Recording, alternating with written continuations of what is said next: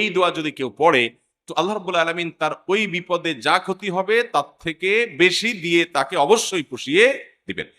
উম্মে সালামা রাদিয়াল্লাহু তাআলা আনহা, নবী করিম সাল্লাল্লাহু আলাইহি ওয়াসাল্লামের স্ত্রী, তিনি বলেন যে আমি নবী করিম সাল্লাল্লাহু আলাইহি ওয়াসাল্লামকে কিভাবে পেয়েছি তোমরা জানো?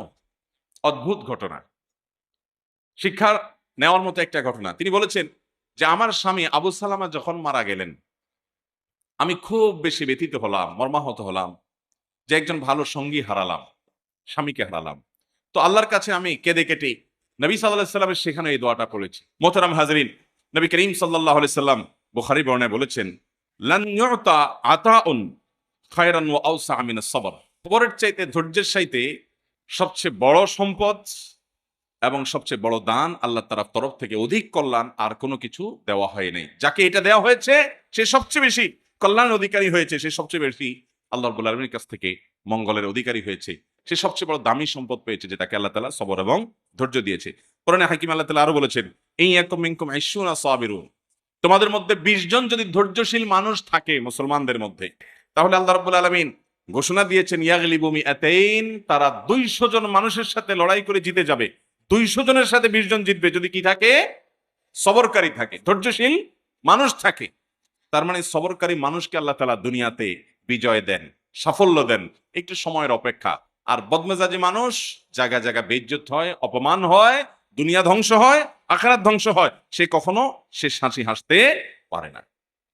দুনিয়াতে যত নবী রাসূল এসেছেন, প্রত্যেক নবী রাসূলকে আল্লাহ তাআলা সবরের পরীক্ষা নিয়েছেন, কঠিন থেকে কঠিন পরীক্ষা নিয়েছেন, আর তারা সবাই সে পরীক্ষা উত্তীর্ণ হয়েছেন। আপনি দেখেন, একেবারে শুরু থেকে দেখবেন আদম আলাইহিস সালামের জীবনে পরীক্ষা ছিল, তিনি সবর করেছেন।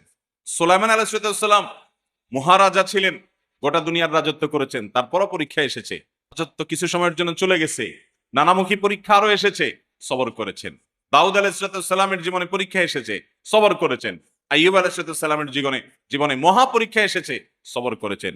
ইউনূস আলাইহিস সালামের জীবনে পরীক্ষা এসেছে, তিনি সবর করেছেন। কঠিন সময় আল্লাহ তাআলা নবী মূসা আলাইহিস সালামের জীবনে এসেছে, তিনিও সবর করেছেন। মুহাম্মদ সাল্লাল্লাহু আলাইহি সাল্লামের পুরো জীবনই তো কঠিন আর কঠিনে ভরা, তিনিও সবর করেছেন। শুধু তিনি নন, তিনি ইরশাদ করেছেন, আশাদ্দুন নাসি বালাআন আল আম্বিয়া সুম্মাল আমসাল ফাল আমসাল। কিছু লোক আছে দেখবেন যারা ধৈর্য ধারণ করতে পারে না, অস্থির হয়ে যায়, কিছুতেই হতাশ হয়ে পড়ে এবং যা তা বলে ফেলে, বদমেজাজি দেখায়। এই মানুষগুলো বলে আমার কপালটাই খারাপ, যেদিকেই যায় সেদিকে বাধা। আছে না নাই এই কথা বলনা লোক, যে যেদিকে যায় সেদিকে। ভাইরা আমার, নবী করিম সাল্লাল্লাহু আলাইহি সাল্লাম বলেছেন, আল্লাহর কাছে সবচেয়ে প্রিয় মানুষ কে? আল্লাহ কাকে সবচেয়ে বেশি পছন্দ করেন? ইন্নাল্লাহা ইযা আহাব্বা কওমান ইবতালাহুম, আল্লাহ যখন কোনো মানুষকে, কোনো সম্প্রদায়কে পছন্দ করেন, তখন তাদেরকে পরীক্ষায় ফেলেন, কঠিন কঠিন পরীক্ষা এবং বিপদ দেন। আল্লাহ তাআলা পরখ করেন যে এই ব্যক্তি কতটা ধৈর্য ধারণ করতে পারে, যদিও আল্লাহ তাআলা সবকিছু জানেন, আলিমুল গায়ব। অতএব নবীদের জীবনে সবচেয়ে বেশি বিপদ আসছে। আপনি আমাদের নবী করিম সাল্লাল্লাহু আলাইহি সাল্লামের পুরো জীবন ইতিহাস পড়েন, পুরো সিরাত পড়েন, দেখবেন যে মক্কার জীবনে পদে পদে বাধা, পদে পদে বাধা। মক্কা থেকে মদিনা চলে আসছেন আর শান্তির ফুলগোধারা চালু হয়েছে, ব্যাপারটা এরকম না। বরং সেখানেও দেখা গেছে সেখানকার ইয়াহুদিরা ডিস্টার্ব করেছে, মক্কার মুশরিকরা ডিস্টার্ব করেছে, আশপাশে বেদুইনরা ডিস্টার্ব করেছে, নানামুখী বাধা, মুনাফিকদের ডিস্টার্ব, একের পর এক শুধুমাত্র ডিস্টার্ব, বিপদই বিপদ। এই সকল বিপদ সারা জীবন মোকাবেলা করে এই সকল বিপদ থেকে উত্তরণের পথ তিনি খুঁজে বের করেছেন খুব ঠান্ডা মাথায়, বুদ্ধিমত্তার সাথে, সবরের সাথে, ধৈর্যের সাথে।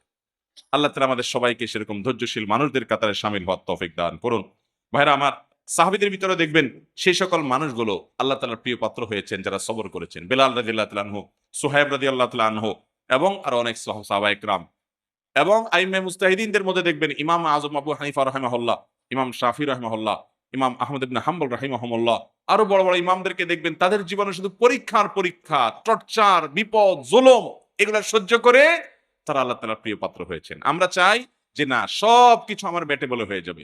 যার ভিতরে তাওহীদ যত মজবুত থাকে, আল্লাহর প্রতি ঈমান যত স্ট্রং থাকে, সে তত সবরকারী হয়, তত ধৈর্যশীল হয়। যার ভিতরে তাওহীদ যত দুর্বল থাকে, সে তত বেসবর হয়। কারণ আল্লাহ তাআলার জাতের প্রতি যদি ঈমান থাকে, সে বিশ্বাস করে যে আল্লাহ তাআলা আমার কল্যাণ আমার চাইতে ভালো বুঝেন, অতএব আমি যা চাইছি তা হয় নাই, ওকে তাহলে আল্লাহর উপর আমি ছেড়ে দিলাম, আমি খুশি আল্লাহর ফয়সালায়। আল্লাহর প্রতি ঈমানের দুর্বলতার অনেক প্রমাণের ভিতরে একটা বড় প্রমাণ হলো বেসবরি এবং ধৈর্যহীনতা। অতএব ধৈর্য ধরার চেষ্টা করবো তো ইনশাআল্লাহ। আল্লাহ তাআলা আমাদের সবাইকে তৌফিক দান করুন। নবী করিম সাল্লাল্লাহু আলাইহি সাল্লাম বলেছেন, কোন মুসলমানের জীবনে যদি কোনো মুসিবত আসে, কোনো বিপদ আসে, কোনো সমস্যা আসে, সঙ্গে সঙ্গে সে যদি ইন্না লিল্লাহি ওয়া ইন্না ইলাইহি রাজিউন পড়ে এবং আরেকটা দোয়া পড়ে, আল্লাহুম্মা আজুরনি ফি মুসিবাতি ওয়াখলুফ লি খায়রাম মিনহা, আল্লাহ আমার যে বিপদ হয়েছে এই বিপদের বিপরীতে এর বিনিময়ে আপনি আমাকে সওয়াব দিয়েন, বিনিময় দিয়েন, এবং বিপদে আমার যে ক্ষতি হলো আপনি এর চাইতে ভালো কিছু দিয়ে আমাকে পোষায় দিয়েন। এই দোয়া যদি কেউ পড়ে তো আল্লাহ রাব্বুল আলামিন তার ওই বিপদে যা ক্ষতি হবে তার থেকে বেশি দিয়ে তাকে অবশ্যই পুষিয়ে দিবেন। উম্মে সালামা রাদিয়াল্লাহু তাআলা আনহা, নবী করিম সাল্লাল্লাহু আলাইহি ওয়াসাল্লামের স্ত্রী, তিনি বলেন যে আমি নবী করিম সাল্লাল্লাহু আলাইহি ওয়াসাল্লামকে কিভাবে পেয়েছি তোমরা জানো? অদ্ভুত ঘটনা, শিক্ষা নেওয়ার মতো একটা ঘটনা। তিনি বলেছেন যে আমার স্বামী আবু সালামা যখন মারা গেলেন আমি খুব বেশি ব্যথিত হলাম, মর্মাহত হলাম যে একজন ভালো সঙ্গী হারালাম, স্বামীকে হারালাম। তো আল্লাহর কাছে আমি কেঁদে কেটে নবী সাল্লাল্লাহু আলাইহি ওয়াসাল্লামের সেখানে এই দোয়াটা পড়েছি, আল্লাহুম্মা আজুরনি ফি মুসিবাতি, আল্লাহ আমার মুসিবত এবং বিপদে আপনি আমাকে বিনিময় দিয়েন, বিপদ যে হলো এর বিনিময়ে আপনি আমাকে দিয়েন, ওয়াখলুফ লি খায়রাম মিনহা, এবং এই বিপদে আমার যা ক্ষতি হলো, আমি যে হারালাম স্বামীকে, তার চাইতে বেটার কিছু আমাকে দিয়েন। আমি দোয়া আল্লাহর কাছে করে গেছি সব সময়। আল্লাহ তাআলা আবু সালামা আমার স্বামীর মৃত্যুর পর অকল্পনীয় ভাবে, অভাবনীয় ভাবে আমাকে মুহাম্মদুর রাসূলুল্লাহ সাল্লাল্লাহু আলাইহি ওয়াসাল্লাম স্ত্রী বানিয়ে দিয়েছে। আবু সালামাকে হারিয়ে তার চাইতে বেটারটা পাইছেন না, পান নাই? মুহতারাম হাজরিন, অতএব যেই কোন বিপদে ইমানদারের ইমান যত মজবুত হবে সে তত বেশি হাসতে পারবে যে আলহামদুলিল্লাহ আমার রব আমাকে যে অবস্থা রেখে খুশি, আমি অবস্থার উপরে খুশি, এবং বিপদ যতই আসবে আমি সেটাকে ওয়েলকাম করব, বেসবরও হব না, ধৈর্যহীন হব না। আমাদের সংসারগুলোতে আজ যে অশান্তি, আমাদের সমাজে যে আজ বিশৃঙ্খলা, অশান্তি, এর মূল যদি কয়েকটা কারণ বের করা হয়, অন্যতম প্রধান কারণ হবে বেসবর, ধৈর্যহীনতা, সবরহীনতা। ঘরে ঘরে সংসারগুলো টিকছে না, ভেঙে খান খান হয়ে যাচ্ছে, প্রতি মুহূর্তে মুহূর্তে বিবাহ বিচ্ছেদের ঘটনা ঘটছে। অন্যতম কারণ ধৈর্য সহ্য নাই, ছেলেরও ধৈর্য নাই, মেয়েরও ধৈর্য নেই। কিছু হলেই সব হটমেজাজি হয়ে যায়, সবাই কাটতি দেওয়া শুরু করে। কাটতি বুঝেন তো?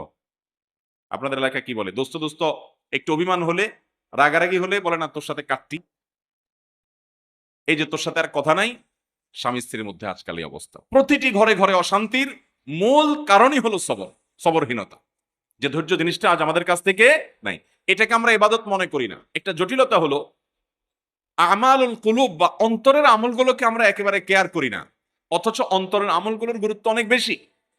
আমরা বাহ্যিক আমলকে গুরুত্ব দেই, নামাজ পড়া বাহ্যিক আমল, সিয়াম পালন করা বাহ্যিক আমল, যাকাত দেওয়া বাহ্যিক আমল, তেলাওয়াত করা বাহ্যিক আমল, এগুলো বাহ্যিক অঙ্গ প্রত্যঙ্গ দিয়ে, চোখ মুখ হাত পা এগুলো দিয়ে করতে হয়। কিছু আমল আছে যে আমলগুলো অন্তরের ভেতরে লালন করতে হয়, এগুলো দেখা যায় না, এর ভিতরে সবর অন্যতম। এই আমলটা যদি কেউ করতে পারে, ভেতরে যদি ধৈর্যটা আনতে পারে, এটা নিজের সঙ্গে নিজে সংগ্রাম করে করতে হয়, এর জন্য লড়াই করতে হয়, এর জন্য আত্ম সমালোচনা করতে হয়, নিজের হিসাব মিলাতে হয় যে আমি মানুষটা কতটা ধৈর্যশীল, কতটা ধৈর্যহীন, আমি কতটা হটমেজাজি হই, বউয়ের সাথে কয়বার আমি বদমেজাজি দেখাই।